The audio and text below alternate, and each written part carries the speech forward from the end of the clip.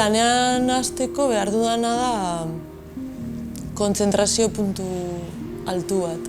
Eta horretarako lan prozesuan oso sartuta egon behar naiz. Orduan da dedikazio bat eskatzen dit, ez?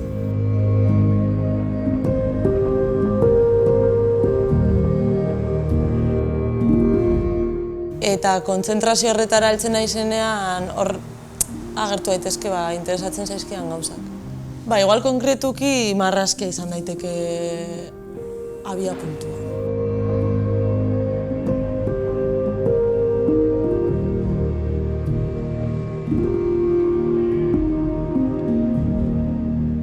Marrazkia da oso zentrala nire praktikan eta oso oinarrizkoa. Eta uste dut hor dagoela zerbait oso simplea, marrazkiak daukana, hortik beste toki guztietara eramaten nagoena edo.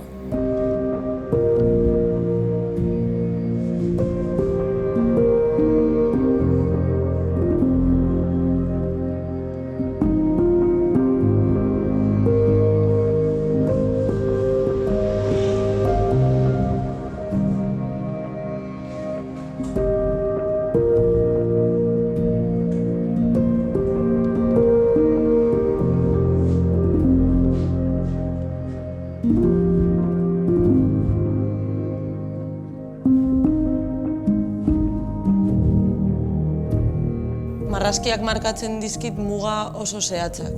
Eta niri sorkuntzan, mugak oso argi daudenean, askoz errazagoa egiten zait, esperimentatzeko askatasuna sentitzen. Eta nik uste dut horrek ere harremana daukala pinturarekin orokorrean. Ze pinturak, disiplina horrek ere muga oso argiak ditu.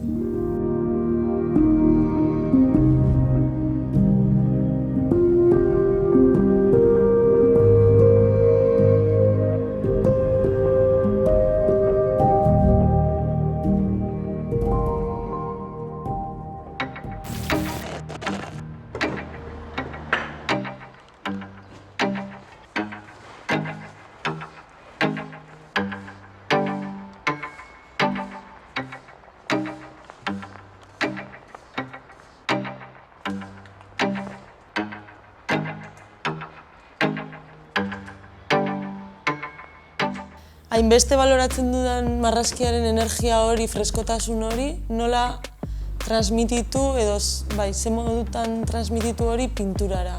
Baina, klaro, pinturak, printzipioz, eta batez ere nik oleoarekin lan egiten dudala, da oso kontrakoa, ez? Dauka beste ritmo bat askoz geldoagoa, beste denbora batzuk, geruzekin ere lan egiten da gehiago, eta orduan hor dago kontraesan bat bezala, ez? Eta ezintasun bat.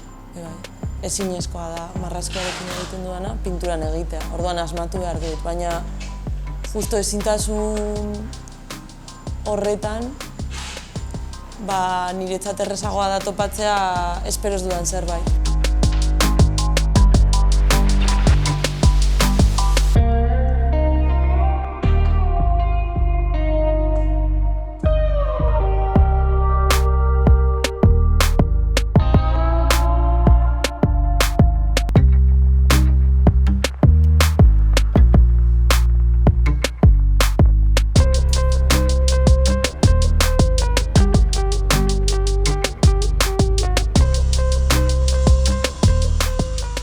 Normalean, pinturetan agertzen diren figurak izaten dira nire tamainakoak, eta batzutan ere apur bat handiagoa. Orduan gustatzen zaite proportzio harreman hori.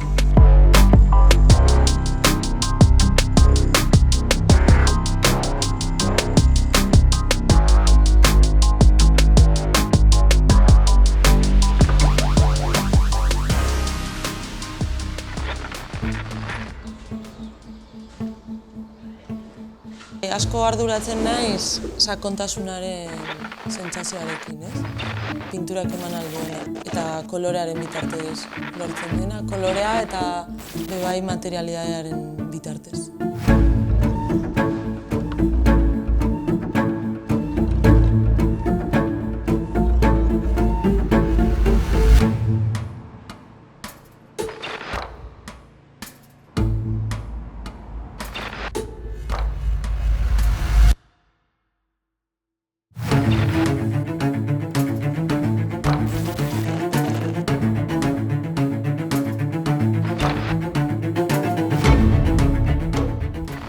Bai, pinturaren oinarrizko ideia bada figura eta fondoaren arteko harremana, ez? Eta normalean, ikasi dugun modua edo ulertzen dugun modua izaten da, figura aurrean dagoela eta fondoa atzean.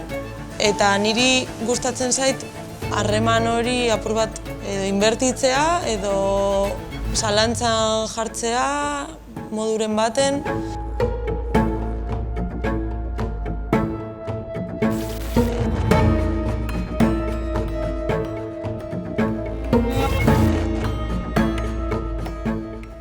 Sormen prozesu honetan oso sartuta nagoenean, horrek eragiten didala sensibilidade eta arreta konkretu batzuk garatzea.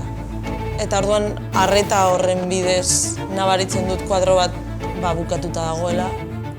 Normalean izaten da, sentitzen dudanean, obra hori konposatzen duten elementu guztiek bere tokia daukatena.